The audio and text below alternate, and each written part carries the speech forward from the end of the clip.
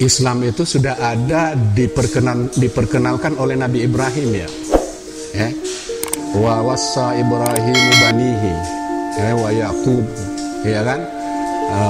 La tamutunna illa wa antum muslimun, kan gitu. Ya. Jadi, nah, apakah Islam yang dimaksud dalam Al-Quran itu adalah Islam yang diajarkan ke dalam atau didoktrinkan ke dalam mindset kita? Nah, itu yang saya ragukan itu.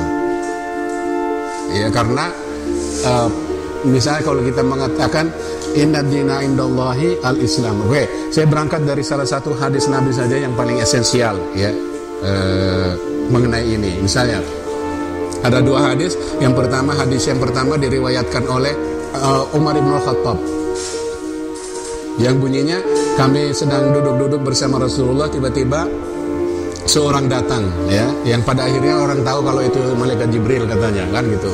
Lalu terjadi dialog itu, malaikatnya bertanya, akhbirni ya Muhammad mal Islam, beritahu aku Muhammad apakah Islam itu, ya. Dijawab oleh Nabi Muhammad, al-Islamu anta syahada alla ilaha illallah wa anna Muhammadar Rasulullah wa tuqimas salata wa tu'tiyaz zakata wa tasuma ramadana wa tahujjul baita wa in istata'ta ilaihi sabila. Gitu. Ada hadis lain yang diriwayatkan oleh anaknya Abdullah ibnu Umar ya, yang bunyinya seperti itu, tetapi jawaban Nabi yang bunyinya hampir sama dengan itu, tapi redaksinya beda. Dia mengatakan bunyal Islamu ala khamsin syahadatu alla ilaha illallah wa anna Muhammadar Rasulullah wa iqamatis salat. Bagi orang yang paham bahasa Arab, ini makanya bahasa Arab ya. Paham bahasa Arab itu dua versi yang berbeda, sangat substansial. Ya. Jadi yang hadisnya Umar bin Khattab menggunakan fi'il, kata kerja. Jadi al-Islamu, Islam ialah bahwa kamu kata kerja, melakukan bla bla bla bla bla bla, ya kan? Kalau yang kedua dikatakan sebuah penegasan, bunyal Islamu ala khams, Islam itu dibangun di atas 5 hal. Pertama adalah syahadat, kedua penunaian salat, ya, pendirian salat itu, pengeluaran zakat karena itu menggunakan kata benda. Jadi kalau kata kerja itu orientasinya adalah bermakna sesuatu yang bersifat dinamis. Ya, jadi Islam itu adalah sesuatu yang dinamis. Ya. Kalau kembali kepada makna asli daripada Islam itu adalah berserah diri secara total. Ya. Aslamtu amri lillah, ya. Menyerahkan diri secara total kepada Tuhan. Ya. Kata-kata bahasa Arab ini kemudian bisa menjadi istislam dalam setiap perang, itu menggunakan istislam, artinya mengislamkan, ya, mengislamkan diri itu menyerahkan diri secara total. Jadi pasrah kepada lawan secara total. Nah, itu namanya Islam. Nah, dari hadis Umar bin Khattab itu dipahami bahwa penyerahan diri secara total itu bisa diukur dengan 5 indikator. Itu. Indikator ini bersifat dinamis karena dia menggunakan kata kerja. Kata kerja fi'il mudhari yang dipahami orang Arab adalah dia berlaku untuk masa sekarang dan masa yang akan datang, kan gitu. Fi'il mudhari itu antasyhada alla ilaha illallah, bahwa engkau secara dinamis menyaksikan setiap saat bahwa sekarang kamu menyaksikan, nanti kamu menyaksikan, dan seterusnya kamu menyaksikan bahwa Allah hanya Allah yang Tuhan dan Muhammad itu adalah utusan Allah. Itu yang kita sebut syahadat sesungguhnya. Sedangkan yang makna yang kedua itu dibangun di atas persepsi bahwa Islam itu sebuah institusi, ya, dan karena itu institusi maka dia menjadi identitas. Islam itu kemudian menjadi identitas. Kalau menjadi identitas, cukup kamu menulis Islam di KTP menjadi identitas. Ya mau salat, ya mau menyaksikan Tuhan, itu bukan urusan. Oke, saya lanjutkan ya. Jadi ada Islam yang dinamis dan ada Islam yang institusional gitu. Islam yang dinamis itu ya itu yang belajar memperbaiki diri berdasarkan ajaran-ajaran yang ada itu ya. Jadi tidak ada orang yang merasa harus puas, gue udah Islam nih ya kan, jadi gue dijamin nih di hari akhirat masuk surga. Itu saya khawatirkan gitu, karena ada di dalam Al-Quran Allah sudah memperingatkan tuh ya kan, jangan sampai kalian itu merasa senang-senang dan tenang-tenang aja, tiba-tiba di akhirat nanti kamu tahu ndak ada apa-apa gitu, ndak mendapatkan apa-apa.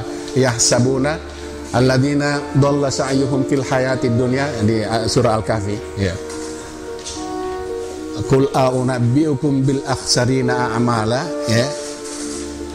Apakah kalian ingin saya beritahu, ini dari ayat ya, orang-orang yang merugi di hari yang merugi dan sia-sia perbuatannya. Alladzina dhalla sa'yuhum fil hayatid dunya, itu orang-orang yang tersesat di dunia, sesungguhnya tersesat. Wa hum yahsabuna annahum yuhsinuna sun'a, padahal mereka merasa yakin bahwa mereka itu baik-baik saja. Kan gitu. Nah, yang saya khawatirkan bagi kita ini yang menganggap bahwa Islam itu adalah identitas dan kita tidak memperbaiki diri ya, lalu kemudian kita merasa aman di akhirat, ternyata kita enggak gitu ya kan. Bayangkan kalau misalnya kita tuh sudah berbondong-bondong mau masuk pintu surga, terus malaikat saya yang penjaga surga siapa? Ini ya harus ya. Nanti marah sama Ustadz Abdul Samad kalau enggak itu enggak hafal tuh ya, enggak bisa jadi kayak Ustadz itu ya, udah berbondong-bondong mau masuk surga karena amal perbuatannya, karena ada KTP Islam gitu kan, terus mau kemana gitu, mau masuk surga kan, kita udah dijanji gitu ya kan. Ya tunggu dulu kan katanya, kan kamu tuh ndak pernah menyaksikan Tuhan sesungguhnya selama kamu hidup itu. Yang kamu lakukan itu cuma membaca mengulang-ulang asyhadu an la ilaha illallah, tapi ndak pernah menyaksikan. Ndak pernah menyaksikan Tuhan satu-satunya adalah Tuhan gitu. Ndak pernah menyaksikan Allah adalah satu-satunya Tuhan. Yang kamu lakukan itu adalah hafalan ulangan-ulangan gitu kan, asyhadu an la ilaha illallah, tiada Tuhan selain Allah, tapi kamu tidak melihatnya, kamu tidak menyaksikannya. Karena itu maka sholatmu itu tidak pernah fokus ya kan, sholatmu tidak pernah fokus dan selalu merasa terpaksa. Sholatmu kamu lakukan tidak berdasarkan kepada cintamu kepada Tuhan. Nah, cintamu itu pun hanya karena memaksa-maksa dirimu sebagai orang yang mencintai Tuhan karena ada iming-imingnya gitu ya. Nah, itu sesuatu yang tidak bernilai. Jadi, nah, Islam itu adalah sesuatu kepasrahan kepada Tuhan yang indikatornya paling tidak itu 5 gitu ya, menyaksikan kemanunggalan Allah, ketauhidannya, keesaannya ya, menyaksikan keesaannya dan menyaksikan bahwa Muhammad itu memang utusan Allah, itu menyaksikan, bukan mengakui, menyaksikan. Karena mengakui itu adalah ajaran-ajaran yang identitas ya. Maka saya dari awal saya mengatakan mengapa berbeda antara Islam yang diajarkan oleh Nabi sebagai ajaran dengan Islam yang kita warisi sebagai produk abad ketiga yang saya katakan. Di situ perbedaannya. Islam sebagai institusi, Islam sebagai ajaran. Nah, gitu. Nah, karena ini berbeda, maka kita akan memperlakukan Al-Quran dan Sunnah itu berdasarkan paradigma ini. Itu. Jadi orang yang mewarisi Islam sebagai identitas tidak pernah menjadikan Al-Quran itu sebagai way of life-nya. Tidak pernah, karena yang dia lakukan adalah menghafal penafsiran guru-gurunya terhadap Al-Quran, tidak pernah mampu mengakses Al-Quran itu sendiri, padahal Al-Quran itu diturunkan untuk menjadi way of life-mu, menjadi juru selamatmu, menjadi pedomanmu. Itu jangan pernah merasa puas dengan penafsiran guru-gurumu gitu. Guru-guru itu hanya memberikan semacam pengantar untuk bisa kamu akses kepada Al-Quran. Tapi untuk hidupmu yang bahagia dan selamat, kamu harus punya akses tersendiri kepada dalam Al-Quran. Itu kayak ini loh, kayak kita, dunia internet kita sekarang itu lebih dekat gitu. Jadi kamu harus punya akun sendiri untuk mengetahui seluruh apa yang terjadi dalam Google gitu loh. Semua orang harus punya akun sendiri untuk akses. Maka pemahamanmu terhadap ajaran itu juga semacam akun untuk bisa akses ke dalam Al-Quran. Al-Quran itu adalah kalamullah. Kalamullah itu sesuatu yang bersifat aktual, bersifat dinamis. Jadi kalamullah itu bukan teks kayak Undang-Undang Dasar 45. Tidak bisa. Karena Allah itu maha berfirman. Ya kan? Dalam ini baca dalam teologi kan. Jadi Allah itu mutakallimun, ya kan? Maha berbicara, ya kan? Atau maha berfirman. Maha berfirman itu firmannya tidak ada batasnya pastinya, ya kan?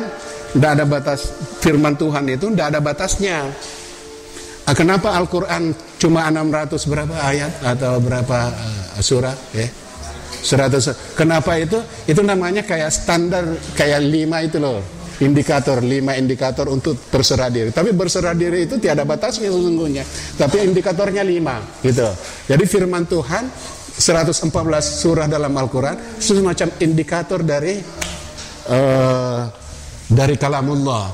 Jadi kalamullah, inspirasi apapun yang muncul di dalam dirimu itu, maka itu bisa berasal dari kalamullah gitu. Kalau engkau mempunyai aksesnya kan gitu. Jadi yang dipentingkan itu adalah akses untuk memahami, masuk ke dalam wilayah kalamullah itu gitu. Ya, maka sangat berbeda antara orang yang memahami Islam itu sebagai penyerahan diri kepada Tuhan dengan Islam itu sebagai institusi. Nah, Islam sebagai institusi ini sudah terbagi ke dalam berbagai golongan kan gitu. Ya kan? Jadi ada Ahlussunnah wal Jamaah, ada Salafiyah, ada Mu'tazilah, ada Syiah, ada Sunnah, ada macam-macam, dan itu mempunyai konsepnya sendiri-sendiri.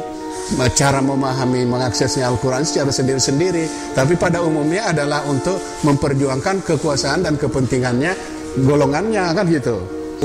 Hanya menggunakan Al-Quran dan Sunnah itu sebagai suatu kendaraan gitu. Tetapi maka tidak pernah efektif gitu.